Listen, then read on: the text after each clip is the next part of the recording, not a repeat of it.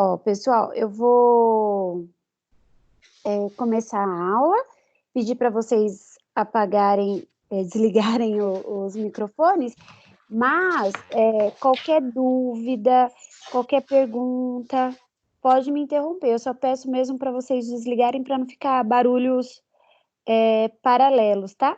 Então, a gente tem uma aula e meia, né? Mesmo que tivesse a possibilidade de intervalo, não faz sentido a gente ter, então eu vou direto. A gente combinou fazer uma aula e meia toda semana, ao invés de fazer 3 a cada 15, né? Ainda mais IAD. Então, qualquer coisa vocês me interrompam. Mesmo se não for pergunta, quiser fazer um comentário, fiquem à vontade, tá? Bom, então semana passada eu terminei falando para vocês sobre a fisioterapia, né? Sobre o ofurôzinho lá, na UTI neonatal, o método canguru, estimulação, né, do bebezinho, enfim.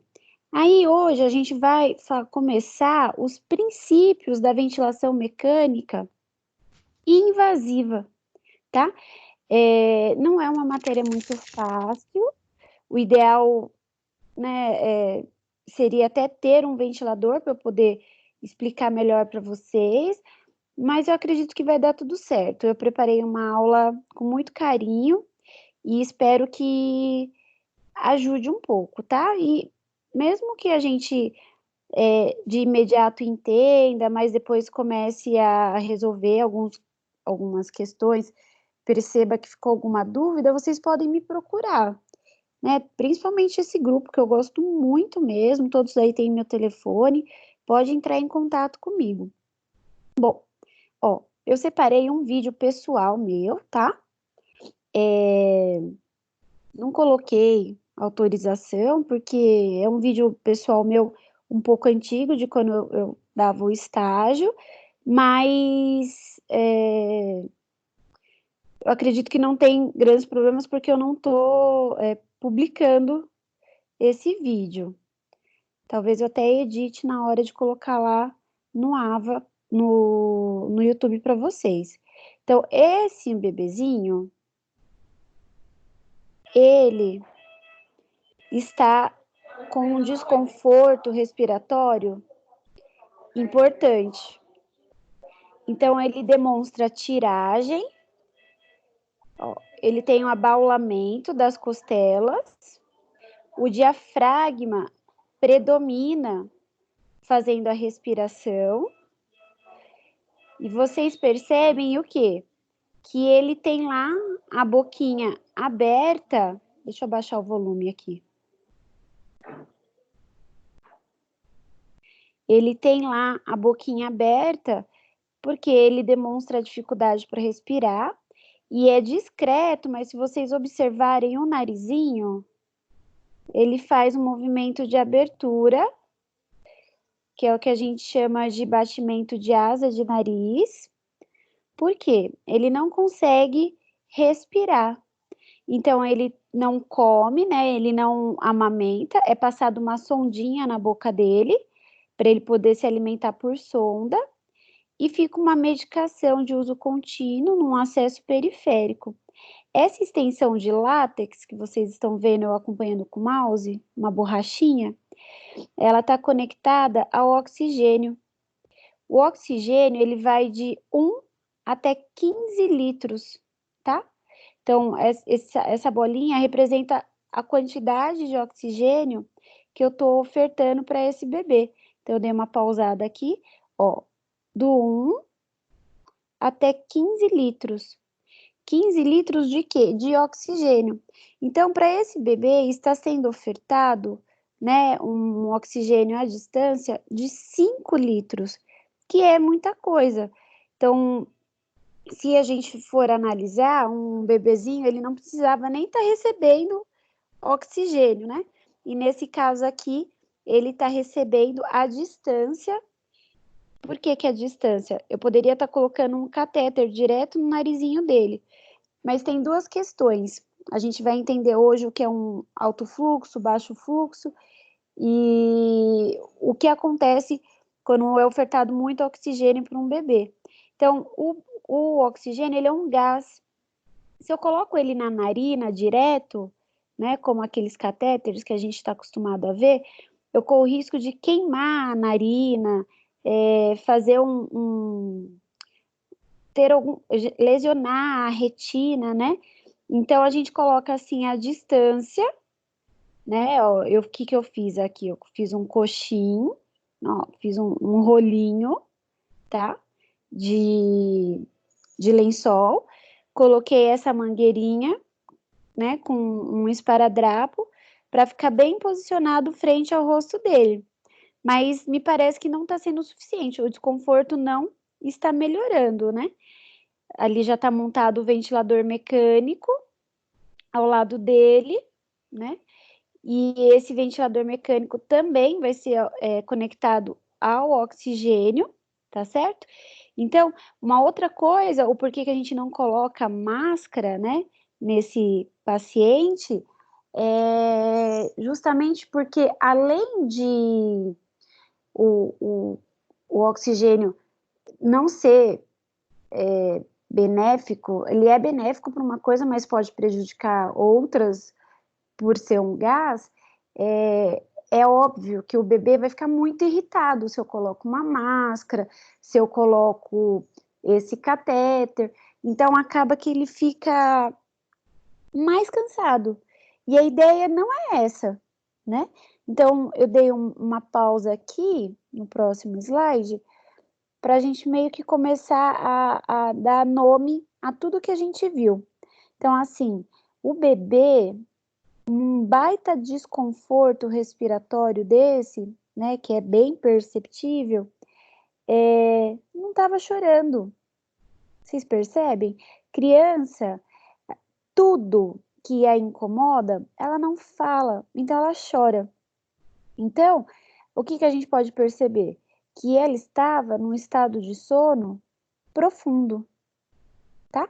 Então, eu observei que estava em decúbito dorsal, só que esse decúbito dorsal é envolto por um ninho. A gente sempre faz esses ninhos, né? Que é para a criança ficar um pouco mais elevada. Eu estava ofertando o oxigênio por uma forma indireta, ou seja, à distância, uma espécie de vaporjet, tá? Justamente porque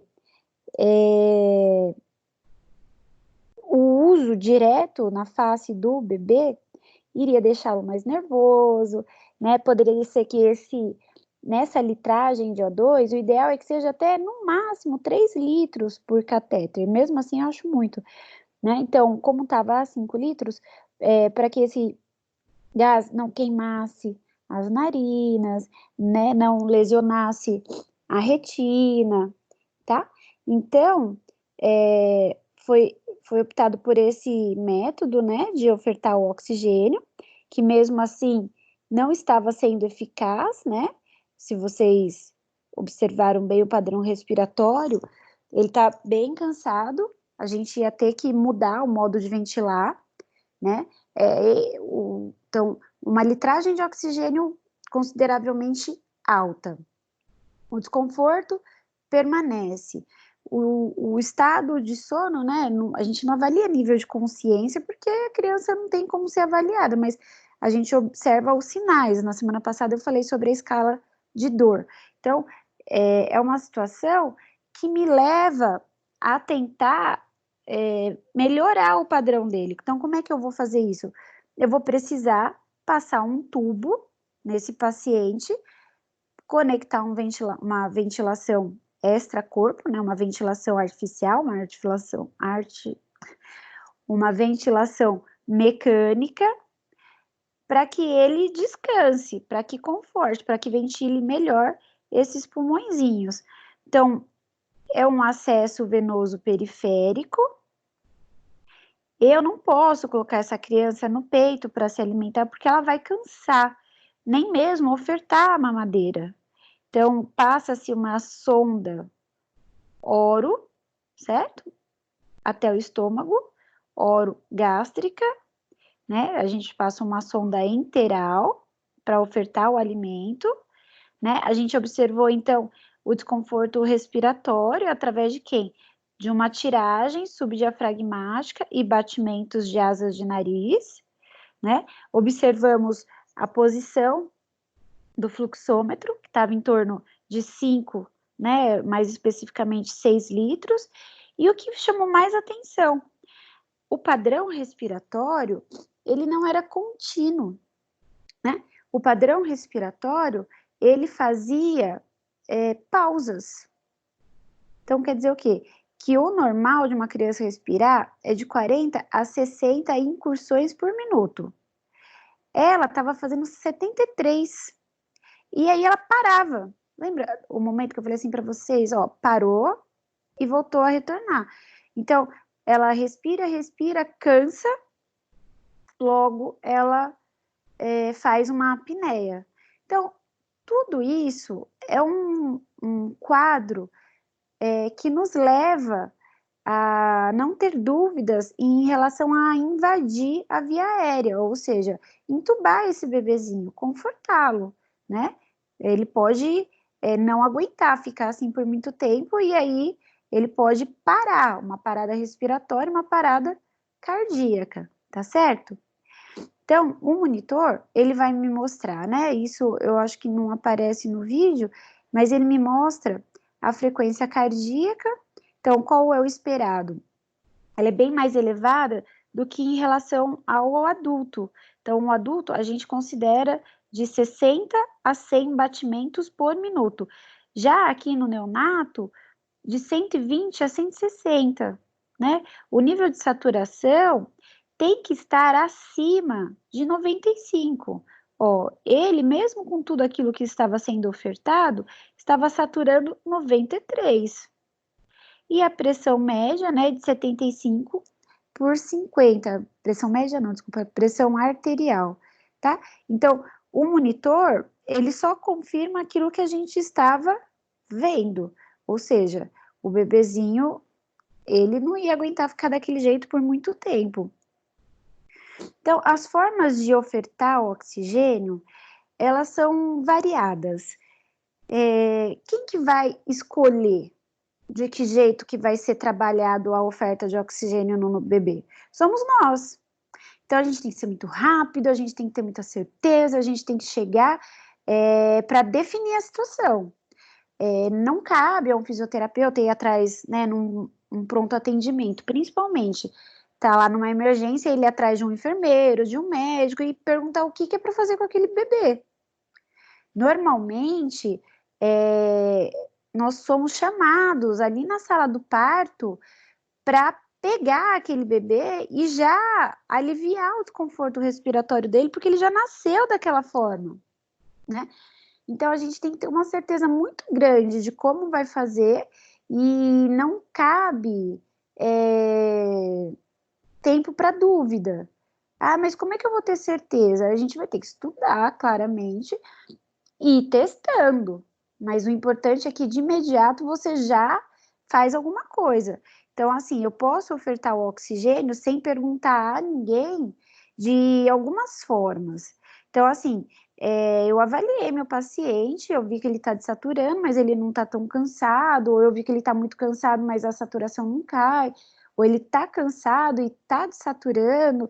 São vários fatores que eu vou somando para me ajudar a ter a decisão correta. Então, eu posso fazer essa oferta de oxigênio, né, de baixo fluxo, através de um sistema de reservatório ou com alto fluxo e alguns sistemas cercados, que eu, quando trabalho com neonato, eu gosto muito dessa opção, sistemas cercados. Eu vou mostrar para vocês como funciona. Ó, pessoal, o sistema de baixo fluxo é aquilo que eu estava mostrando para vocês, que eu comentei com vocês. Ou eu coloco através de uma máscara, essa máscara, ela tem que ter uma saída, né? Vamos chamar de válvula exalatória. Porque se só ficar entrando o oxigênio, a pessoa vira uma pipa, ela vai voar.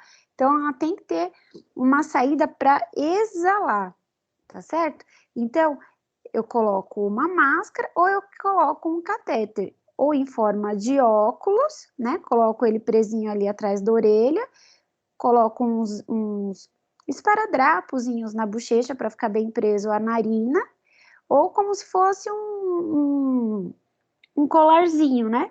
Então, esse dispositivozinho aqui, ele é regulável, ponho na cabeça, né? E puxo de acordo com o que me gere uma certa firmeza. Só que de contrapartida, eu não tô falando de um adulto, tô falando de uma criança, né? E aí é óbvio que vai desconfortar. Ela tá cansada, ela não consegue respirar, ela vai querer tirar. Se é um bebezinho que acabou de sair, né, do forninho, acabou de nascer, a pele dele é muito sensível, né? Só de ficar com esse dispositivo ou esse, vai machucar, pode cortar. Mas assim, não deixa de ser uma opção temporária. Então, a professora falou que eu tenho que ser rápido, eu não posso ter dúvida, eu tenho que fazer o melhor para o meu paciente. De repente, isso daqui é uma opção provisória até eu adaptar de uma forma melhor meu paciente. Então, eu fiz aquele esquema de vaporjet, né? Coloquei um reservatóriozinho. Ah, não dá para ver aqui. Peraí. Coloquei um reservatóriozinho. Peraí, pessoal, deixa eu ver se eu acho o reservatório para mostrar para vocês. Acho que estava lá para o final. Aqui, ó. Coloco um reservatóriozinho, tá?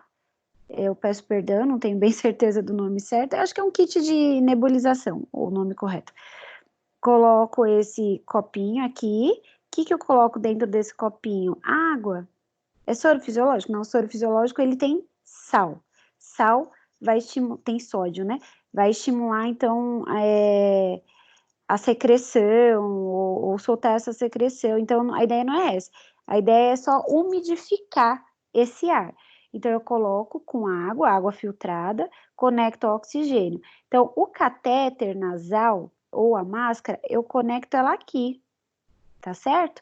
Só que nesse caso, eu não queria colocar o catéter no bebê, então eu coloquei uma extensão de látex que fazia com que o oxigênio chegasse da mesma forma, tá? Ó. O catéter esse ele pode ser usado no caso de um transporte de um bebê? Perfeito. Então, assim, ó, eu tenho uma situação rápida, eu não tenho muito tempo de ficar criando coisas, né? Se vocês forem olhar no AVA, esse vaporjet aí que eu inventei, ele não existe. Mas até eu pensar, até eu adaptar de uma forma melhor para esse paciente, coloca lá o cateterzinho. Ah, ele vai ser transportado então para UTI. Coloca o catéter. Se é uma situação mais rápida ainda, de repente eu nem encaixo no narizinho dele. Fico ofertando, tomando cuidado para que não vá para os olhos, num transporte, e vou até eu conseguir pensar uma outra forma, tá? Então, num transporte, num banho, né? Então, vai dar banho num bebezinho, ele acabou de nascer, não é que a gente vai, né, daquele banho, mas ele vai para cuidados, ele vai ser higienizado. Então, são situações que, tipo, não dá para ficar com aquela mangueira também, né? Então, são opções. Mas lembrando que, de qualquer modo, eu vou ter que ofertar um fluxo mais baixo. Então, ali no AVA, né, ele coloca 8 litros.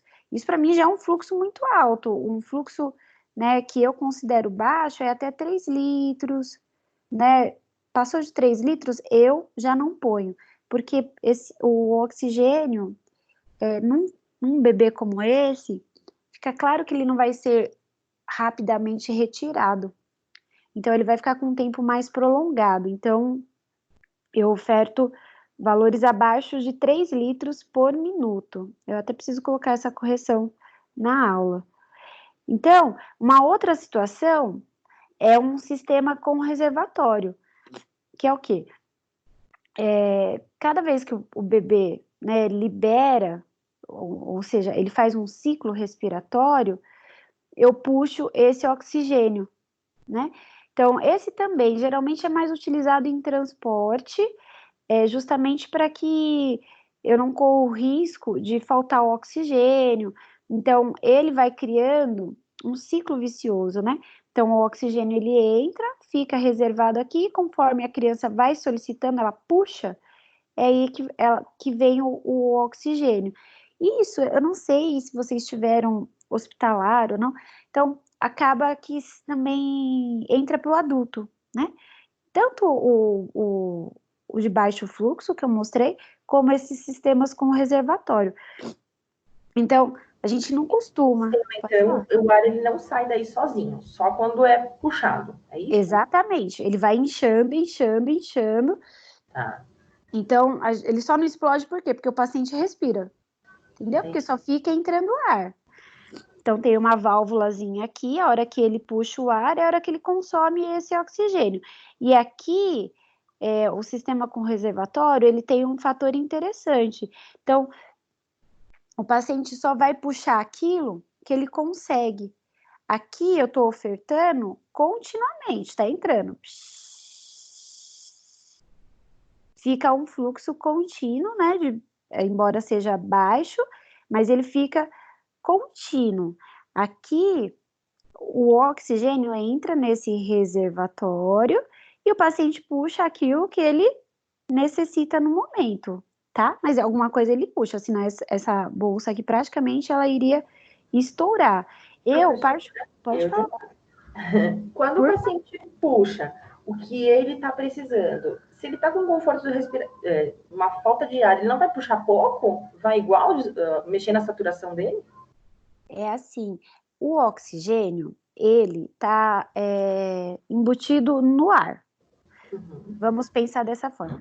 Então, quer dizer o quê? Que a criança, ela não vai puxar o oxigênio, ela vai puxar o volume de ar que é necessário, ou seja, que ela consegue, não é nem o necessário, que ela consegue para o pulmãozinho dela. Então, vamos dizer que o volume de ar que ela consegue naquele momento é o ar que vai entrar e sair. É o que a gente chama de volume corrente. Então, normalmente, esse volume corrente, dentro da fisiologia, né, se a gente pega os livros, o Guyton, enfim, algum livro da fisiologia, o volume corrente, ele tende a corresponder, ou seja, ele é proporcional ao o corpo. Então, o que a gente encontra, né, o que preconiza lá a teoria? Que normalmente é de 5 ml por quilo. Então, nós adultos, se eu peso 50 quilos, o meu volume corrente, ele está em torno de 250 ml. E assim, eu não preciso nem muito decorar isso, porque eu olho lá pro pulmãozinho da pessoa e imagino que ali não cabe mais do que um copinho de requeijão. Vamos pensar assim, sem eu precisar decorar? Então, um bebezinho, ele tá com falta de ar. Ele tá, ou às vezes é porque o ar tá aprisionado, ou é porque ele não consegue, né? Houve uma diminuição, um estreitamento dessa passagem de ar, e ele não consegue puxar esse ar. Aí, respondendo o que você me perguntou. Então, ele vai conseguir puxar essa quantidade de ar? Esse ar é o que vai gerar o volume corrente dessa pessoa. Então, ele com certeza consegue inalar o que está aqui. Por quê? Porque o ar vai correr ali dentro. Como é que eu posso explicar? Eu tenho um ciclo, então o ar ele entra e sai de acordo com o peso dela, entendeu? Se há uma obstrução e não há passagem de ar, essa opção logo de cara está descartada. Ah, Quer dizer o entendi. quê? Entendi. Essa era a questão. Tipo, não obstrui. Como que vai puxar esse ar se ele não consegue puxar o ar? Entendi Então, agora. se não é possível eu gerar esse volume corrente, ou seja, se eu não vejo a movimentação, né, dessa reserva, a gente entuba, né? Ah, em quanto tempo isso tem que ser definido? É como eu disse, tem que ser tudo muito rápido. Quanto tempo a gente aguentaria ficar sem respirar? Ah, eu parei de respirar, é uma parada respiratória, porque eu não estou vendo esse ciclo, esse ar correndo, né? Esse volume corrente entrando e saindo. Quer dizer que parou. parada respiratória. Então, a gente invade as vias aéreas, passa um tubo, e esse tubo já é automaticamente ou conectado a um ambu para ventilar, tem que ser rápido, ou a um ventilador mecânico, tá? Então, se não houver essa incursão, né, respiratória, é parada respiratória, certo? Pessoal, Professora, pode perguntar. você falou segundo o Guyton, é quantos litros por quilo de peso? Por ml. Então, assim, a literatura, né, o Guyton, o West, né, alguns autores, o fisiológico é de 5 ml por quilo. Mas, se eu quero ventilar, isso a gente chama de ventilação protetora, é o próximo do fisiológico. Mas se eu quero ventilar esse paciente com um valor mais agressivo, mais alto, eu posso ventilar até com 8 ml. Ou seja, eu posso dar mais volume, mais ar entrando, mais ar saindo, vou gerar, né, uma corrente maior, um volume corrente maior, então esse pulmão vai expandir um pouquinho mais. Só que eu não quero distender esse meu pulmão. Então eu ventilo de uma forma protetora, com limite. Então, naturalmente, o que a gente consome de ar, né, e elimina de ar, o que corre de volume dentro dos nossos pulmões, é de 5 ml por quilo. Então, eu tenho um paciente com 100 quilos. Eu já sei que o volume corrente dele é de aproximadamente 500 ml. Ah, professor, mas eu não vou lembrar disso na hora do desespero. Então, cabe aquilo que eu estou dizendo de acordo com a minha prática. Olhe para o paciente. Você vê ali aquele pulmão, quanto é que cabe ali dentro daquele pulmão? Né? Então, a gente já começa a calcular aproximadamente. Ah, então, eu tenho um bebezinho de aproximadamente 5 quilos. Quanto é que cabe ali? Ah, eu acho que cabe bem um... Não, acho que não cabe eu e as minhas referências com comida. Eu acho que não cabe nem um potinho de Yakult, né? Um potinho de Yakult deve ser o quê? Uns 80 ml? Então, é menor ainda que um potinho. Então, você já sabe que você não pode ofertar mais do que isso, justamente porque um volume em excesso pode gerar um barotrauma nesse pulmão, né? Então, a gente tem que estar bem atento a isso.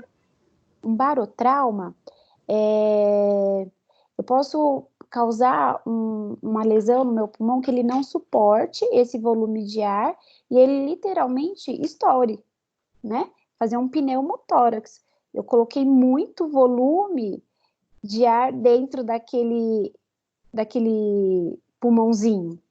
Então, ele não é altamente resistente. Pode ser que ele estoure, né? Que ele faça um pneumotórax. Então, pensa assim, o pulmão dele é pequenininho. E aí eu vou e coloco aleatoriamente, isso eu conectado ao ventilador mecânico, né? Eu tenho que colocar um volume corrente. E aí eu esqueço que é de 5 ml por quilo, né? Então, meu bebê nasceu com 4 quilos, que já é grande, né? Vamos colocar a média geral, 3 quilos. Meu bebê nasceu com 3 quilos. Então, o ideal é que eu coloque no ventilador um volume corrente de 15, no caso, né? De 15 ml. É muito, é pouco demais, né? Mas eu falo, nossa, será que é só isso mesmo? E acabo colocando lá 50 ml. Gente, 50 ml é pouca coisa, né? Vamos sempre associar para a gente ter noção. Um potinho de iogurte, né? A gente vê lá, ele tem aproximadamente 100 ml. Eu tô falando a metade daquilo e é muito. Por quê? O ideal é ele ventilar com 15 ml. Então a gente olha para o pulmãozinho desse bebê e vê o quanto a gente acha que vai caber ali dentro, né? Sem eu precisar lembrar da literatura, sem eu precisar lembrar da teoria. Eu vou por uma questão de tato, de bom senso, tá? Então, eu vou explicar isso melhor para vocês na hora que chegar na parte de ventilação, mas é que para eu conseguir responder a pergunta da Rafa, eu tinha que mostrar para vocês que o ar ele tem que correr, né? Tem que gerar um volume corrente. Isso a gente faz automaticamente. Por diferença de pressão, eu respiro, puxo o ar, quer dizer, eu inspiro, e sem eu precisar fazer nenhum esforço, eu libero esse ar, eu expiro. Então, volume corrente. E que ele, fisiologicamente, é em torno de 5 ml por quilo. Então, eu ofertando oxigênio para o meu paciente com reserva, eu tenho, então, ele fazendo isso. Aí a Rafa me perguntou, mas e se ele está com desconforto? Importante que eu não vejo esse ar movimentando. Então, é onde eu cancelo essa situação, porque se ele não está movimentando, ele parou de respirar. Parada respiratória, muito possivelmente, vai levar a uma parada cardíaca, tá certo? Mas eu vou explicar melhor sobre o volume corrente lá na frente. Então, ó, aqui já é um sistema de alto fluxo. Quer dizer o quê? Que eu posso ofertar concentrações maiores de oxigênio para esse bebê. Esse sistema de alto fluxo, como por exemplo, é o que a gente chama de Venturi. No laboratório, eu tenho esses dispositivos. Na verdade, o Nato, eu consegui recolher alguns materiais que me permite fazer uma práticazinha com vocês. Então, eu vou separar eles e vou tentar mostrar por vídeo. Ó, pessoal, então, o que que ele faz? Esses dispositivos, eles fazem uma mistura. Pessoal, vou pedir para vocês desligarem o microfone, porque tá dando uns eco aqui. Ó, então, mistura o ar comprimido com o oxigênio. Faz essa concentração e oferta um fluxo para o meu paciente. Se vocês observarem, cada dispositivo tem uma cor, tá? O verde, o branco, azul, amarelo, rosa, laranja, justamente porque cada cor vai representar o número de concentração de oxigênio que eu quero ofertar. Então, eu posso ofertar um alto fluxo que consegue chegar até 15 litros de oxigênio por minuto. Esse 15 litros, né, que eu vou ofertar, misturado ao ar comprimido, chega a 50%. Então, uma criança, quando eu opto por ofertar um sistema de alto fluxo, é uma manobra que a gente ainda consegue protelar uma possível intubação. Mas percebam, quando há necessidade do uso do oxigênio, é porque tem alguma coisa de base que precisa ser tratada. Então, eu vou ficar só tampando o sol com a peneira, né? Então, quer dizer, o flash, o raio de luz vai passar de qualquer jeito. Então, imaginem assim, se o meu bebê, ele tá muito cansado, ele tá desaturando, eu falo, vou ofertar um alto fluxo para ele. Ok, pode ser até que ele melhore a oxigenação, né? Com tudo isso de oxigênio, fica até... Porém, o que levou ele a desaturar não vai ser corrigido por esse sistema, entenderam? Então, é uma opção que eu tenho, mas não é o que vai resolver no caso do paciente ter alguma doença de base. Então, possivelmente, eu vou tirar esse oxigênio altíssimo, ele vai o quê?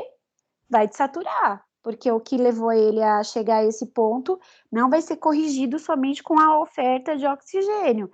E sem contar que alguns bebês, eles ficam dependentes do oxigênio, né? Depois a gente não consegue tirar ele do oxigênio, mas é uma opção que a gente tem. E, esse sistema de Venturi dá muito certo em adulto, né? Agora, em criança, é usado, mas também com uma medida, assim, para dar chance. Então, em que caso eu usaria numa criança? Então, eu expliquei para vocês lá na unidade 1 que um bebê, quando ele nasce, fica um pouco de água lá no pulmão, principalmente se é de parto cesárea. Então, vamos dizer assim, uns 10% do líquido amniótico, né, que ele ficava inalando, fica um pouquinho lá. Então, ele vai ter um desconforto respiratório transitório, que é relativamente normal, mas que não deveria acontecer. Percebem? Então, assim, esse desconforto respiratório transitório, em 24 horas, ele tende a desaparecer. Eu já sei que vai desaparecer. Ah, então não vou ofertar o oxigênio? Então, oferta. Naturalmente, vai desaparecer, porque esse líquido, ele vai secando, né? O pulmãozinho vai absorvendo. Então, eu faço uma aventure, oferto bastante oxigênio mesmo, porque eu sei que logo isso vai passar, né? É um desconforto respiratório transitório. Então, nesse caso aqui, seria indicado. Ah, não, mas o bebê, ele nasceu com algum problema cardíaco, ele está com dificuldade de bombear oxigênio para o corpo através do sangue, então, será que eu oferto? Dá uma chance, mas dificilmente eu vou conseguir tirar esse oxigênio, porque o que está levando ele a desaturar não vai ser corrigido, tá? Então, aqui é uma situação que eu gosto muito. Então, o meu bebê, eu coloco ele dentro da isolete e posso colocar o oxigênio dentro da isolete. Então, eu estava dentro de um hospital público, o que me veio na cabeça foi aquela extensão de látex, tá? Mas eu posso colocar uma tenda, né? Esses halos, eles têm aqui, ó, um espaço, né? Um espaço não, um encaixe para eu conectar o nebulizador, ou seja, aquele copinho que eu mostrei para vocês, e deixar o oxigênio lá dentro. É um pouco mais confortável, agride menos, né? O paciente, o bebezinho não fica tão irritado. Da própria incubadora que a gente consegue acoplar esse ar ou não? É Daquele uma coisa jeito, a mais que vai dentro da incubadora. isso, ó. Então, assim, esse bebê, ele tá fora da incubadora. E eu quero colocar o oxigênio para ele. Eu preciso colocar o oxigênio para ele. Então, essa situação eu posso fazer tanto dentro da incubadora, como fora da incubadora, tá? Nem todos os bebezinhos, eles nascem e vão para uma isolete. Mas se eu optar por fazer dentro da isolete, até posso, mas não tem a necessidade, porque tudo isso daqui fecha, né? Então, eu tenho duas saídas para o lado direito, duas saídas aqui para o lado esquerdo, aqui no pé eu tenho uma outra saída, e aqui na cabeça uma outra saída. Então, aqui tem alavancas, que normalmente a gente abre com o cotovelo, né? Não é muito aconselhável abrir com a mão, para poder colocar as mãos aqui dentro. E na pior das hipóteses, essa placa, ela abre, né? Então, precisou entubar o bebê. Não vai dar para entubar com ele aqui dentro. Então, a gente abre para poder fazer isso. Então, entre esses braços, né, essas portinhas, eu posso deixar lá uma mangueirinha para ofertar oxigênio, como eu fiz aqui, ó. Vamos voltar lá. Então, ó, eu vou diminuir aqui o volume que estava muito alto. Deixa eu dar uma corridinha aqui. Eu quero mostrar só por onde está passando a mangueira. Isso não é hora de travar, né? Travou. O PowerPoint ocorreu um erro. Peraí, pessoal, só um minuto. Porque eu sou muito tecnológica. Mas só para eu entender, são duas coisas diferentes. Esse cano que você deixa aí afastado do nariz seria um baixo fluxo, diferente de uma situação de cercado, que seria conectado diretamente nesse isolete. Ou é a mesma coisa? É a mesma coisa, porque o cercado, ele também pode ser de baixo fluxo, tá? Então, porque assim, ó, o cercado, eu vou colocar ele para a criança poder se movimentar. Então, aquele sistema, né, vamos dizer, que eu chamo de vaporjet, eu também vou colocar para a criança poder se movimentar, entendeu? E assim, o cercado, ele tem a mesma ação que se eu colocar um vaporzinho dentro da isolete. Entendi. Então, não necessariamente eu preciso colocar o cercado na isolete, entendeu? Deixa eu ver aqui. Eu acabei voltando tudo porque ele fechou. Acho que o vídeo. Ó, acho que tá aqui no final. Peraí. Aqui, ó. Tá? Então, eu passo a mangueirinha aqui por dentro. Né? Ó, aqui atrás, tá vendo? Tem um orifício que eu posso passar o oxigênio, que eu posso passar a, a medicação, enfim, que eu posso passar o que eu quiser. Então, aqui já está um sistema fechado, como se fosse um halo, só que ao invés de ser só para a cabeça, para o corpo. Às vezes eu posso deixar só no pé do paciente para ficar soltando oxigênio. Ele vai agir como uma tenda do mesmo jeito. Não faz sentido eu colocar um halo aqui dentro de um sistema que já é fechado. Entendeu? Então, ó, aqui é alguns, vamos dizer assim, que a isolete, ela já age como um sistema fechado, como um cercado, tá? Eu só preciso encontrar um jeito de colocar oxigênio aqui dentro. Então, o bebê não tá na isolete, aí eu ponho somente esse halo. Mas vamos pensar assim, melhor explicando. A isolete, ela já é um sistema fechado também, né? Então, eu tinha até colocado aqui, ó. Então, essas oxitenda, né? Esses halos, a incubadora, a isolete, ela é um sistema cercado, um sistema fechado, para eu conseguir ofertar o oxigênio. E é bom porque o paciente se adapta tranquilo, não vai incomodar ele, vai ficar ali na casinha dele esse oxigênio circulando numa concentração maior. E aí, né, a Rafa me perguntou, mas é baixo fluxo, alto fluxo? Aqui eu posso colocar o fluxo que eu quiser, porque não está direto no rosto do paciente, eu não corro risco de queimar a narina. Um cuidado, né, que o AVA não coloca, mas eu acredito que às vezes nem livro a gente tem, mas eu gosto muito de fazer. Isso para mim era meio que automático. Se uma criança está numa isolete, né?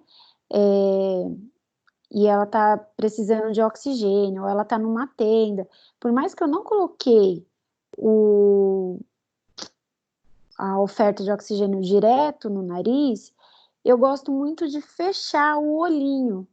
Então, coloco uma gazezinha, dobro em 4 e coloco com esparadrapo, né? Para ela não ficar, não correr o risco daquele oxigênio ir para o roxinho, para o olho dela. Eu deixo o tempo todo? Não. Tira um pouco, descansa. Tem o risco? É baixo, diferente se tivesse direto no narizinho. Mas é uma precaução. Sabe assim, o seguro morreu de velho? Então, eu já deixo, tá? Professora, nessas aulas vai existir um escape de O2 pela região da cervical do neném. Como que faz o cálculo desse O2 com esse escape, ou não? Não tem problema, escape de O2, porque assim, é um oxigênio que é ofertado mais à atmosfera. Então, existe um cálculo? Existe. Vamos pensar que o ar atmosférico, naturalmente, ele já tem 21% de oxigênio, tá?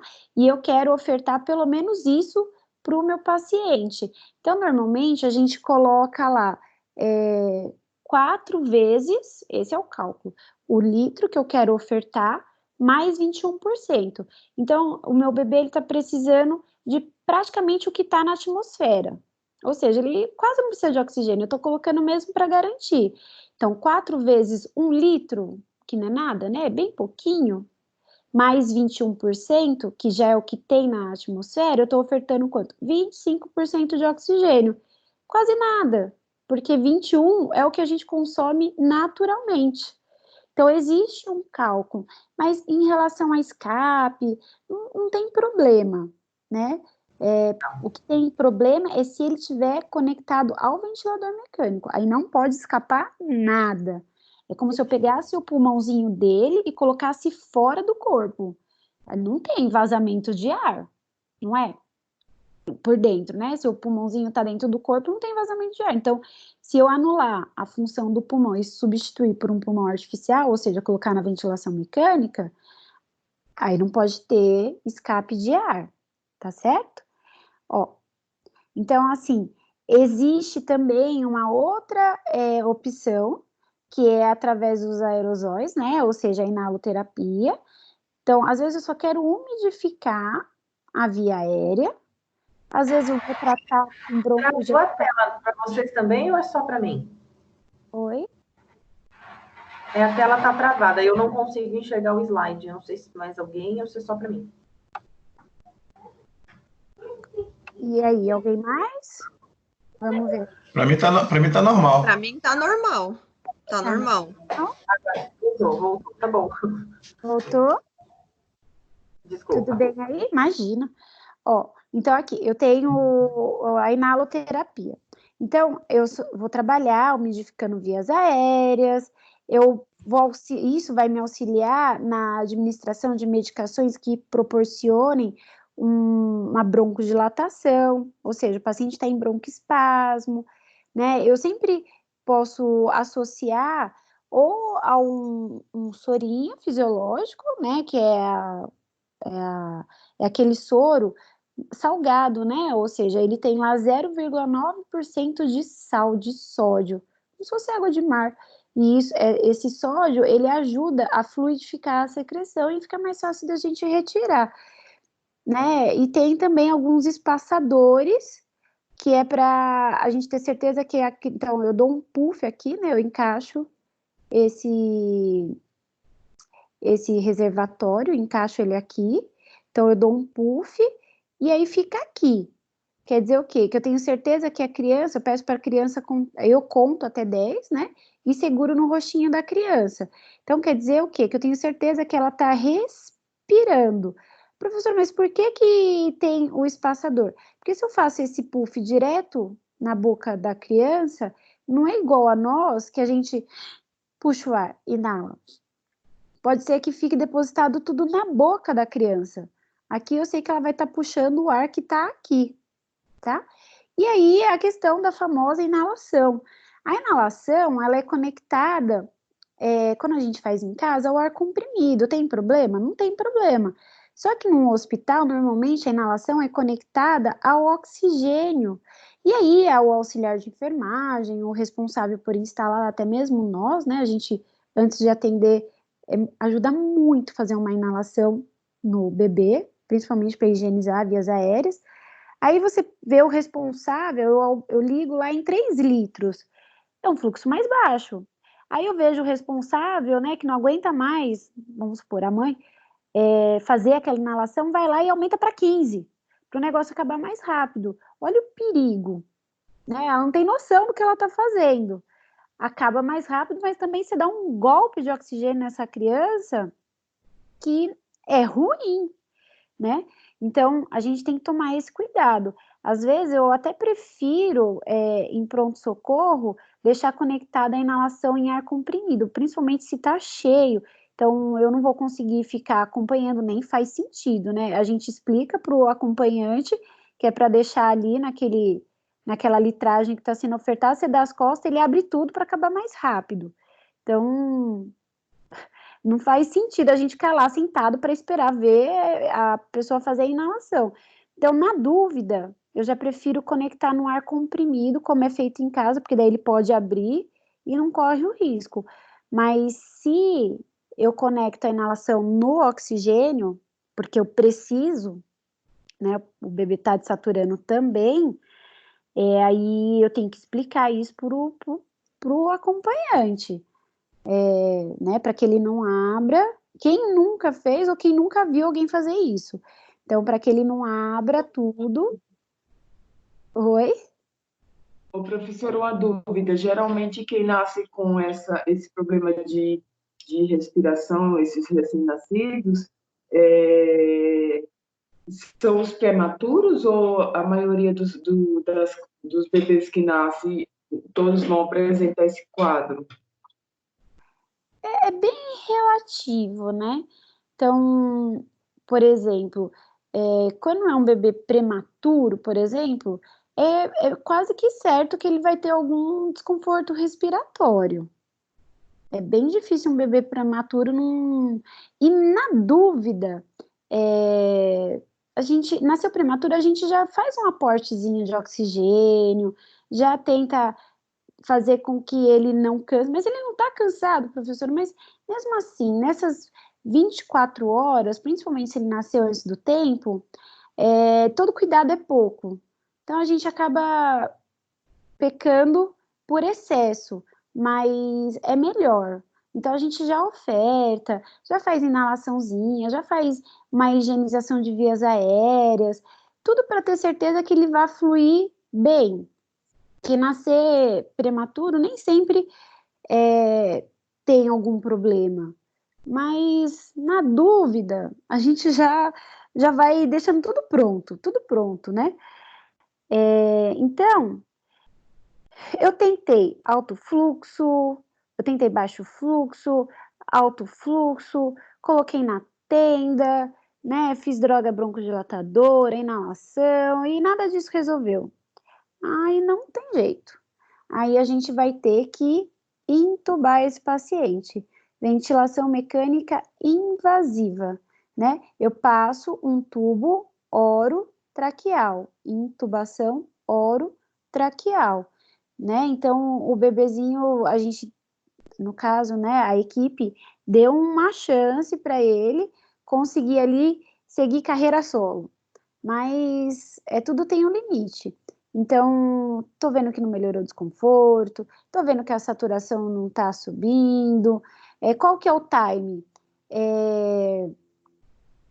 Aí é complicado, porque é muito assim, questão de bom senso, de você estar lá olhando. Então, eu tô ofertando tudo isso, não melhorou, mas eu tô vendo que ele estabilizou. Dá um pouquinho mais de tempo, né? Ah, por que que não entubar logo? Entubar exige sedação, né? Eu tenho que praticamente apagar esse bebê, porque eu vou ter que deixar ele quietinho para ele não ficar brigando com o ventilador mecânico, então eu cedo ele. Não é muito bom você sedar um bebê recém-nascido. O cérebro está em desenvolvimento. Então, eu vou fazer uso de medicação, né, contínua nesse bebê. Quem é mãe sabe, a gente evita dar medicação para recém-nascido. Às vezes a gente tenta segurar um antibiótico, tenta segurar uma dipirona. Por quê? Tudo isso é processado no rim, sobrecarrega o rim. Então, tem uma série de fatores, né? A intubação, ela vai aliviar aquele desconforto respiratório, mas a gente tem uma consequência em cima dela, né? Então, você imagina, você dá um bebezinho que acabou de nascer, o cérebro que está em desenvolvimento vai estar recebendo o quê? Medicação. Então, o pulmão que ainda está em desenvolvimento, ele não está mais trabalhando, tem uma máquina fazendo isso por ele. Então, não é que a gente segura, mas a gente tenta fazer de tudo para o bebê conseguir ventilar, conseguir sair dessa, sem precisar entubar. E outra, extubar, né? O termo correto é extubar, algumas pessoas falam desentubar. Desentubar é até uma palavra, na minha opinião, feia. Então, quando intuba, tirar da ventilação mecânica é um processo árduo. É um processo que quem toca é o fisioterapeuta. Isso daí é o mérito exclusivo do fisio. Somos nós, o médico intuba, mas quem extuba somos nós. Então, eu tenho que, já que intubou, tem que estar muito certo, tem que estar tudo muito corrigido, tudo muito bem para eu extubar, para não correr o risco de ter que reintubar esse paciente. Então, é muito criterioso, a gente vai chegar na extubação. Mas, a princípio, não teve jeito. Fiz tudo que podia, o bebezinho só piorando, né, usar o exemplo lá que a Rafa me perguntou, fez uma parada respiratória, tô colocando máscara, eu tô vendo que não tá funcionando, então eu entubo, justamente porque eu quero diminuir esse trabalho respiratório, eu preciso melhorar a ventilação dele, né, e a ventilação não é só aquilo que a gente visualiza, a ventilação implica também o que está acontecendo lá dentro dos alvéolos, no alvéolo que eu realizo troca gasosa. Preciso reexpandir esse pulmão, porque ele vai, de um certo modo, colabar, né? Aquela imagem, aquele vídeo que eu mostrei para vocês. Aquele pulmão ali estava praticamente já, você via que não tinha movimentação de caixa torácica. Então, o pulmão, ele sofre, ele colaba, né? Ele sofre por uma situação que a gente chama de atelectasia. Então, a ideia é reexpandir essa área que estão colabando de atelectasia, manter uma oxigenação. Então, eu vou reduzir, né, as alterações que vai ser causada entre a ventilação e perfusão, porque eu ventilo, eu recebo oxigênio. Então, esse oxigênio vai para minha célula. Isso se chama perfusão. Quer saber se vocês estão sendo bem perfundidos? Aperta lá o dedo de vocês, vai ficar branquinho. Solta. Em menos de 5 segundos, seu dedo tem que voltar à coloração normal. Isso quer dizer que a gente ventila, puxa oxigênio. Se eu puxo oxigênio, o oxigênio vai sendo distribuído pelas minhas células, vai ser perfundido nas minhas células. Então, eu quero ver se eu tenho uma boa perfusão periférica, aperto o dedo, seguro até assumir toda a coloração. Soltei, menos de 5 segundos, tem que voltar a coloração avermelhada, rosada. Então, quer dizer que eu tenho uma boa perfusão. Então, a ideia é essa, reduzir, né, essas alterações entre ventilar e perfundir. Normalmente, bebezinho com menos de 1,5 kg, a gente também coloca no ventilador mecânico, porque ele não pode perder peso. E respirar, acreditem, gera um gasto energético. Então, às vezes coloca no ventilador, mas eu, assim, eu evito ao máximo, né? Faz um tempo já que eu não atuo, mas eu atuei muito tempo. Então, eu evito o máximo. E claro, né, nasceu com asfixia, uma fadiga importante, eu colho uma amostra do sangue, né, ou seja, uma gasometria, eu vejo que a pressão arterial de oxigênio é menor do que 50 milímetros de mercúrio, sendo que deveria estar lá em torno de 50, né, a fração inspirada de oxigênio, né, a FO2 está menor do que 50%, e aí a pressão de gás carbônico, né, que deveria estar até entre 33 e 45, está maior do que 50, não penso 2 vezes, aí já não é nem questão de dar uma chance, já entuba logo esse paciente para corrigir essas medidas de gases no sangue, a gasometria. Então, às vezes o médico entuba, colhe uma amostra do sangue e vem, né, a gasometria, para quem nunca viu, ela parece aquele, sabe quando você passa o cartão de crédito, aí eles te dão, quer a sua via? Então, é um papelzinho muito parecido com aquilo. Então, entubou, o médico vem com um papel igual aquele e te dá todos esses valores aqui. A PO2, a FiO2, a CO2, e ela tem um valor de referência. O que tiver alterado, quem corrige? O físio. Como que eu corrijo? No ventilador. Então, tá baixo o oxigênio, oferto mais oxigênio. Tá alto o CO2, quer dizer que ele precisa respirar mais, precisa exalar, pôr para fora o CO2, porque eu tô retendo CO2. Aumenta a frequência respiratória. Aonde? No ventilador. Coloco para ele respirar mais rápido, né? E aí eu preciso que o meu sangue esteja em equilíbrio. Mas aí ou o meu sangue está ácido ou ele está muito básico, né? Ou ele está em acidose ou ele está em alcalose. Então, tudo isso é um motivo que não me deixa dúvida, entuba. Então, ele me faz uma apneia, para de respirar. Nós vamos ver lá na frente que quando o bebê nasce, a gente faz alguns testes, né? O teste de Apgar, a gente faz o boletim de Silver Anderson, que é o quê? É uma forma de avaliar desconforto respiratório, Então, dependendo, né, do valor desse boletim, né, se for com valores acima de 8, eu vou mostrar isso para vocês lá na frente, intuba o paciente, é super indicado. Parada cardiorrespiratória, durante a parada já intuba. Ou ver que teve, né, aqui ele fala nível de consciência. Como é que a gente avalia nível de consciência no adulto? Fulano, não responde, né? Estimulador, não expressa dor, né? A gente solicita uma resposta motora. Ele não esboça nenhum movimento. Está rebaixado, rebaixamento de nível de consciência. Numa criança, não tem como eu fazer dessa forma. Então, eu avalio o estado do sono, né? Eu avalio o quanto ela está. Então, a gente usa sempre o termo ativa e reativa. Uma criança, ela mexe os bracinhos, por mais RN que ela seja. Ela assusta com barulho, ela faz muita expressão facial. Então, a minha criança não está fazendo nada disso. Ela não mexe os bracinhos, eu vejo que eu estimulo, né? Eu gero uma ação, faço um barulhinho no ouvido, eu vejo que ela não tem nenhuma reação, né? Então, ela não está nem ativa e nem reativa. Ela está hipoativa, não reativa. Diminuição de nível de consciência, intuba.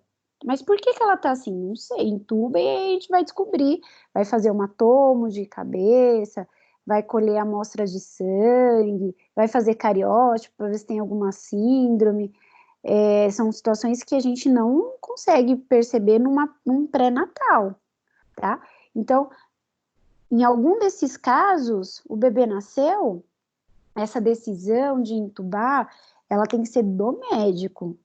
Nós, enquanto fisioterapeutas, temos os recursos que eu mostrei lá para vocês e vou falar da questão da ventilação não invasiva.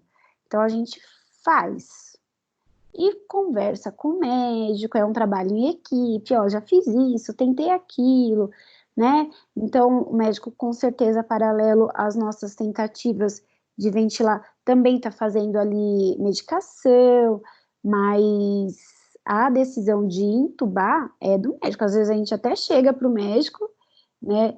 Pede para não intubar, porque acha que vai melhorar.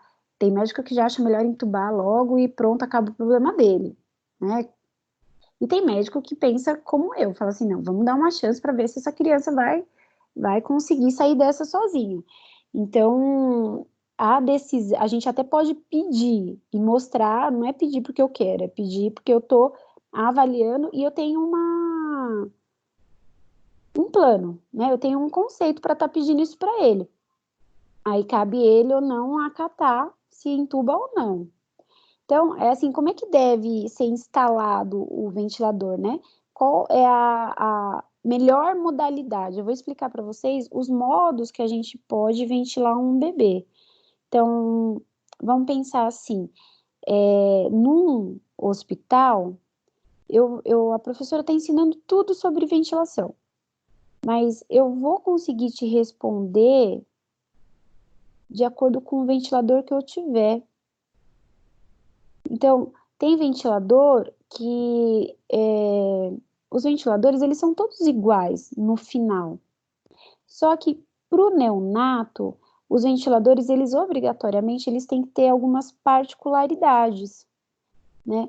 Então, conforme eu for mostrando os tipos de ventiladores para vocês, vocês vão entender que às vezes o melhor modo não é possível, porque tudo vai depender do ventilador mecânico que tiver ali para mim.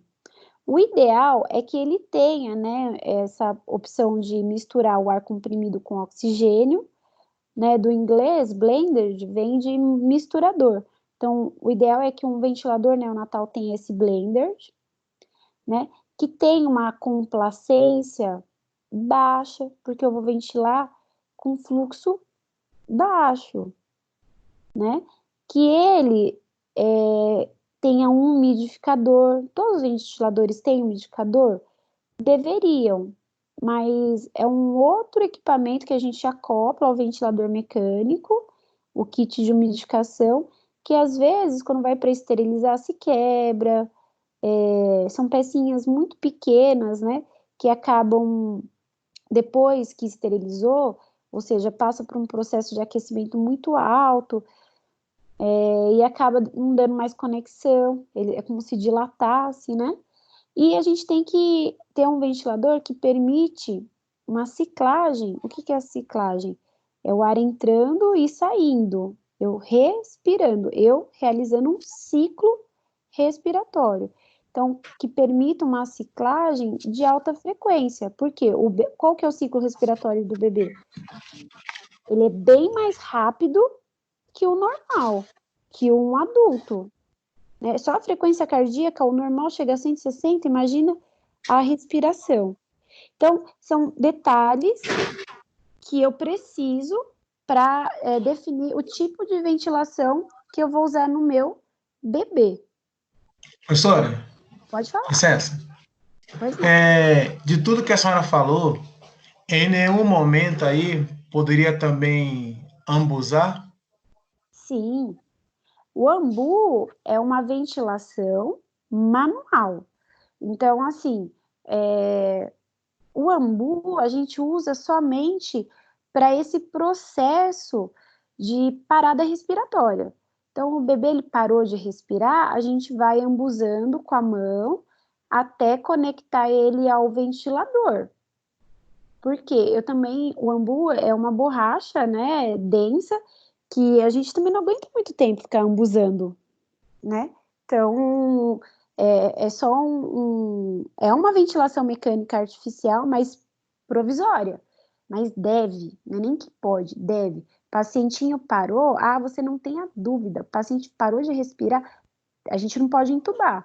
Mas a gente já pega o ambu, conecta no rostinho dele, né? Deixa bem vedadinho para que não vaze o ar e faz a ventilação manual. E ambusa. Ambusa, Certo. ambusa. Então, a frequência respiratória de um neonato, né, é de 40 a 60 incursões por minuto. Então, a sua mão em um minuto tem que mexer ali pelo menos 40 vezes. Né? Tem que bombear o ar pelo menos 40 vezes. Então, a gente também não aguenta ventilar muito tempo, não. Os ventiladores mecânicos, hoje, a maioria tem uma bateria. Mas antigamente, gente, eu fiz Santa Casa, vocês têm noção? Então, antigamente, na Santa Casa, o que faltava de energia, cada vez que faltava energia, os ventiladores não tinham bateria. Era assim, cada um pegava um ambu e corria para o seu bebê. E ficava lá, até voltar a abençoada da energia. Da mão chegar da cãibra, sabe? Se olhar assim para sua luva, tá toda ensopada, porque não pode parar. Vou parar um pouquinho. Tá. Então, a hora que você parar esse pouquinho, você para de respirar também. E aí você vê quanto tempo você aguenta sem respirar, que é o tempo que o bebê deveria aguentar também. Só que ele tá doente, então ele vai aguentar bem menos que você. Quanto tempo você aguenta? 1 minuto. Então não dá para parar de ambuzar. Então o ideal mesmo é colocar direto no ventilador. Mas o ambu é o nosso melhor amigo dentro de um hospital. Parou de respirar, já pega, conecta o oxigênio e ventila. Até o médico vir entubar e a gente poder acoplar no ventilador. Ó, então assim, o ciclo respiratório, a gente vai falar muito de ciclagem. Então, esse slide vai ser o último slide que eu vou falar para vocês e eu quero que vocês prestem muita atenção, tá? Esse e o próximo slide. Eu vou falar só mais dois. Então, assim, o ciclo respiratório, ele é o quê? É quando eu inspiro e expiro. Eu respiro em 1 segundo e solto em 2. Às vezes um pouquinho menos, 1,5, né? Então, ciclo, inspiração, expiração. Estou gerando um ciclo. Inspira, expira, inspira, expira. Então, quer dizer que um ciclo respiratório, ele vai ser iniciado por uma frequência respiratória. Ou seja, eu comecei a respirar, eu disparei a frequência respiratória, então eu começo a inspiro, respiro, inspiro, expiro. Quer dizer que esse disparo gera uma frequência. Então, em 1 minuto, eu consigo fazer quantas vezes? Qual a frequência? Então, em 1 minuto, uma criança, ela realiza, no mínimo, 40 respirações ou incursões respiratórias por minuto. Então, quer dizer, pessoal, que eu estou fazendo um ciclo respiratório que começou por uma frequência respiratória. Então, a gente vai usar muito esse termo, ciclar. Quando eu falo em ciclar, quer dizer o quê? Que eu estou inspirando, expirando, em 1 para 2. Esse é o tempo. Tudo bem? Então, isso vai acontecer quando eu fizer um disparo dessa minha frequência respiratória, né? Então, tem que ter uma frequência. Se a frequência é maior, eu vou ver que as incursões por minuto vão estar lá em 50, 60, tudo bem? Então, o disparo dessa minha frequência respiratória, ela pode ser gerada por quem? Por um fluxo. Que fluxo? De ar. Então, a hora que entrou o ar, esse fluxo, eu disparo a frequência respiratória que me faz ter um ciclo. Entenderam? Então, às vezes, para eu fazer esse processo num ventilador mecânico, tudo começa porque eu estou dando um fluxo. Esse fluxo, né, eu dou um disparo de fluxo, eu gero um fluxo para esse bebê através do ventilador. Esse fluxo vai fazer com que eu tenha... Deixa eu avisar. Esse fluxo vai fazer com que eu tenha uma frequência respiratória.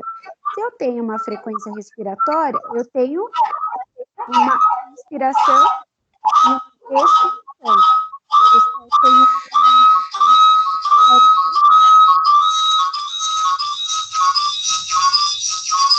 pessoal, Professora? oi, meu amor. Não, tá fazendo um barulho. Não sei Chega a doer aqui. eu não sei se para todo mundo, mas para mim tá. Pra mim tá, eu não tô nem conseguindo falar, é que alguém tá É a comigo. Ellen que tá no hospital, provavelmente. Poxa vida, Elinzinha, desliga aí o seu microfone, Elinzinha.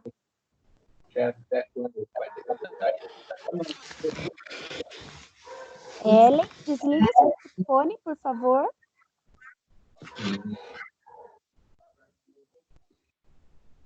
Elenzinha. Eu desliguei. Ele tá aparecendo ainda como ligado. Deixa eu ver se eu consigo desligar aqui, peraí. Pronto, eu te desliguei. Vamos lá, ó.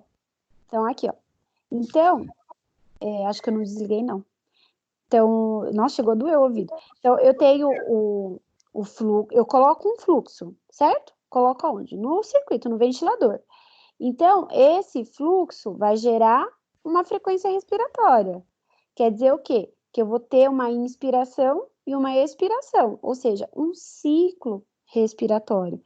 Então, quando eu faço um disparo a fluxo, o aparelho vai mandar um ciclo respiratório, tá certo?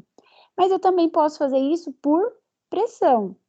Eu coloco uma pressão no aparelho e aí vai disparar, vai impor uma frequência respiratória. Se eu tenho frequência, quer dizer que eu tenho ins e ex.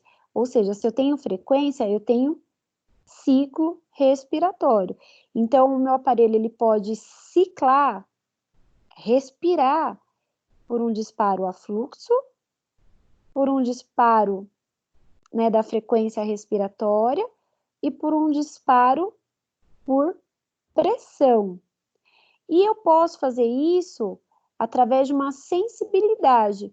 Então, quer dizer o quê? Eu conecto o bebê no ventilador mecânico, mas eu não coloco nenhum fluxo e não coloco nenhuma pressão. Mas o ventilador, ele fica sensível. Quer dizer o quê? Ele reconhece que o bebê está conseguindo ou está tentando respirar sozinho. Então, ele funciona de acordo com o ciclo respiratório do próprio paciente. Ué, professora, mas se ele não está se ele está respirando sozinho, por que eu entubei? nem sempre a gente intuba por um desconforto respiratório.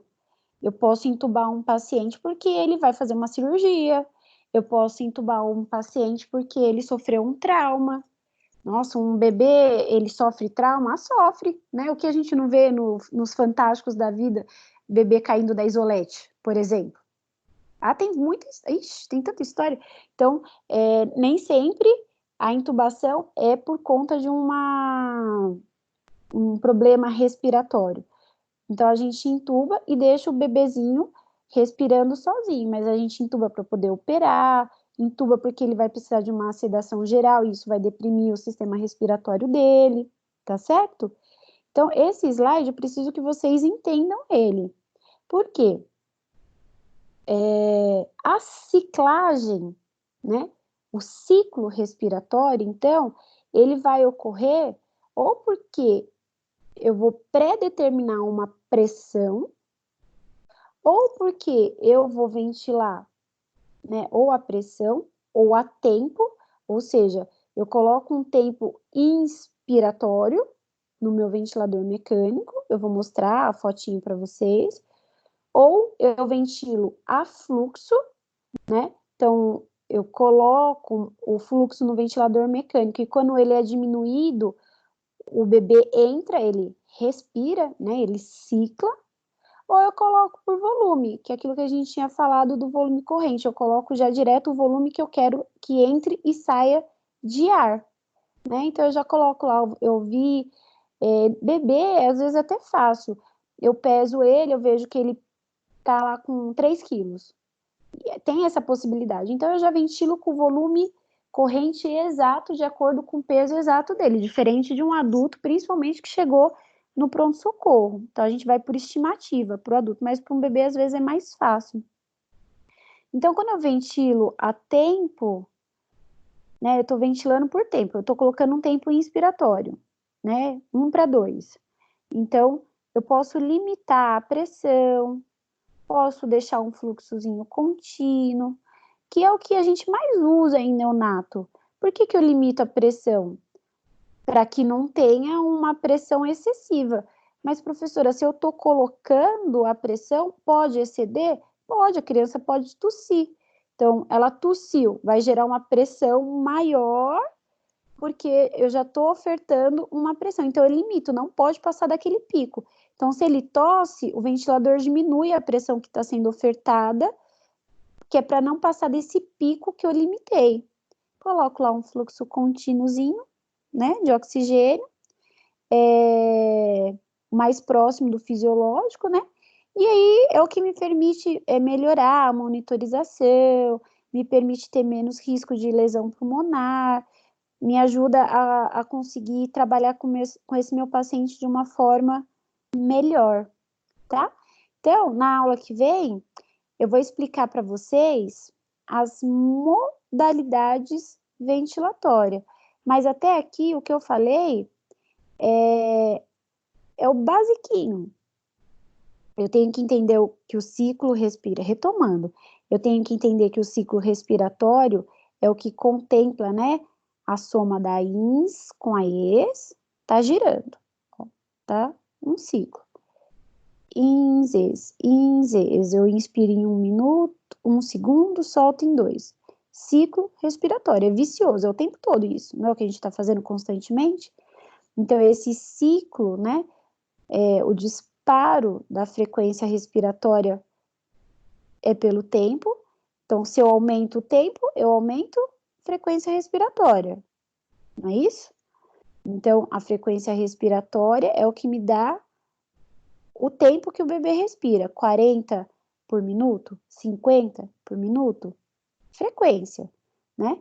É o que me permite os ciclos ser regulares, né? Ele tem que estar, e o ideal é que ele esteja constante.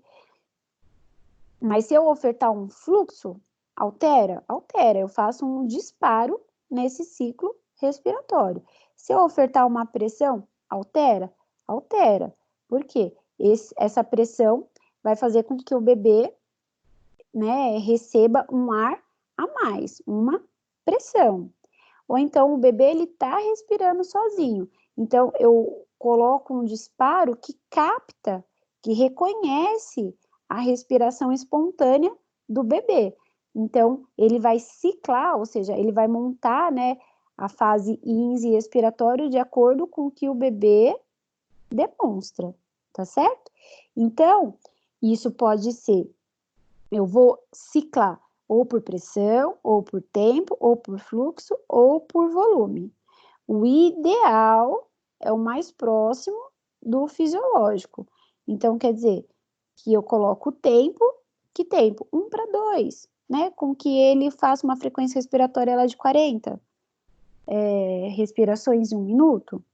Eu limito a pressão, eu não quero que a pressão exceda, né? É um pacientinho que está com bronquiolite, mesmo o recém-nascido contempla, né? Eu já falei isso em aula, mas vou repetir, até 28 dias. Então, em 28 dias, tanta coisa pode acontecer com o bebezinho, principalmente, né, quando não se tem os devidos cuidados. Você vai andar no calçadão de Osasco, você está lá vendo aquela mãe com aquele cisco no colo, né? É umas coisas assim que você fala, meu Deus do céu, ela realmente precisava para sair para comprar um lacinho para pôr na cabeça dessa criatura. Tá andando no shopping, ou ela tá dentro de casa, vem 300 amigos para ver, né? Não lava a mão, às vezes chega até com cheiro de cigarro, enfim. Em 28 dias, muita coisa pode acontecer. Então, tá com bronquiolite, tá tossindo muito. Então, o que eu faço? Limito essa pressão. Eu não quero que tenha pressão em excesso, não. Justamente para que o pulmão não tenha um excesso de pressão e possa gerar um barotrauma, né? Como, por exemplo, um pneumotórax, né? Perfurou o pulmão. Um fluxozinho contínuo de quanto? Depende de quanto que ele está saturando. Que, né, é o que a gente mais utiliza, então. Eu consigo monitorar, consigo ter menores riscos de lesão pulmonar. Certo? Perguntas?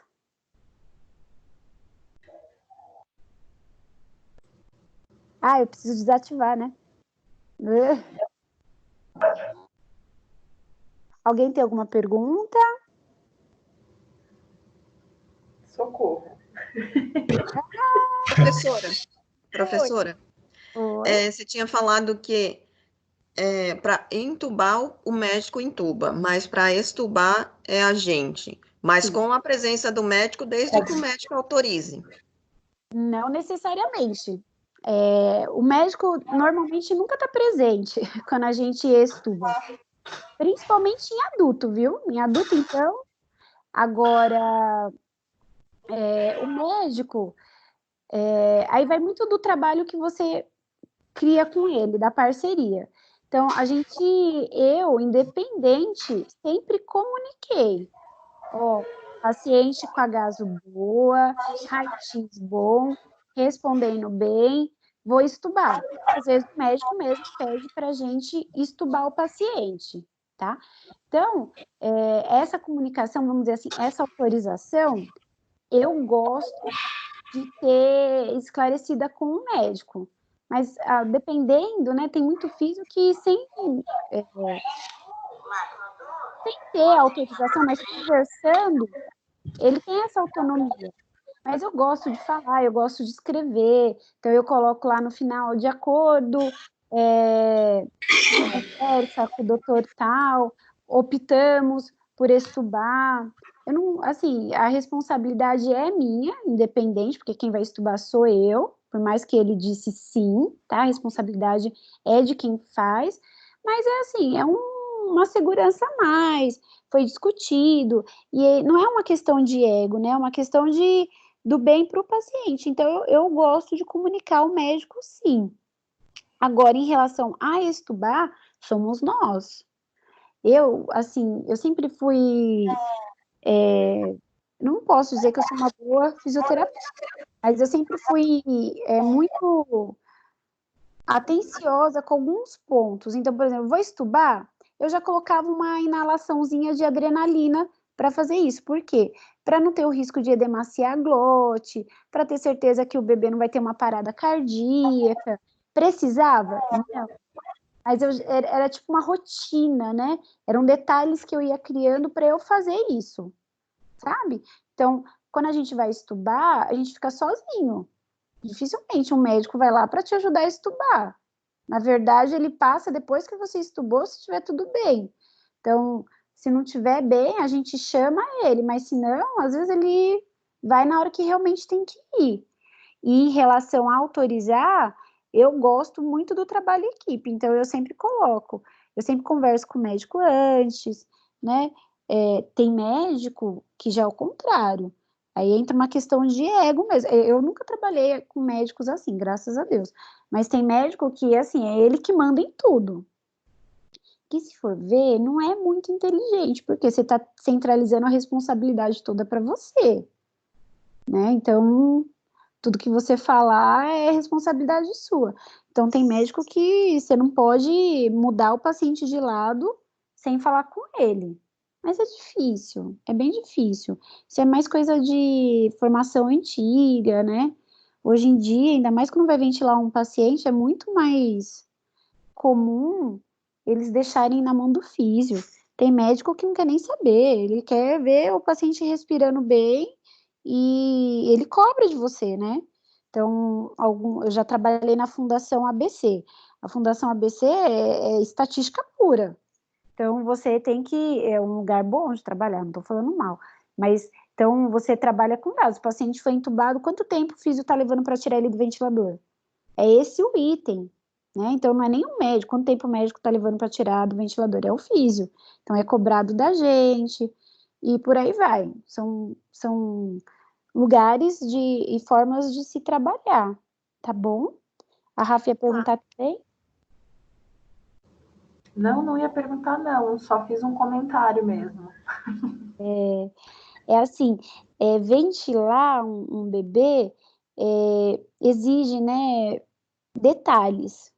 Não é, assim, a princípio parece ser um pouco mais complexo. É uma área da fisioterapia que exige um pouco mais de atenção, né? Eu não digo que é a mais difícil, mas é a mais detalhista. Então a gente tem que se ater a detalhes, porque assim é muito rápido, o bebê ele estabiliza rápido, ele instabiliza rápido, então é tudo muito. Você tem que estar muito atento.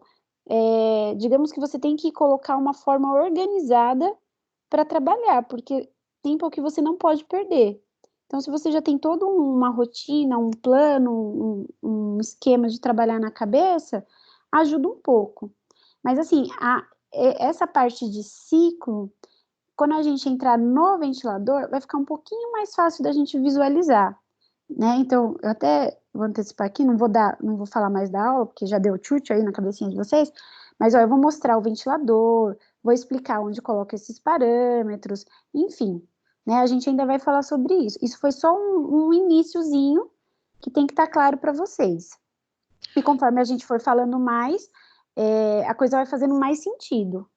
Professora, você falou de colocar uma inalação com adrenalina. E qual que é a concentração?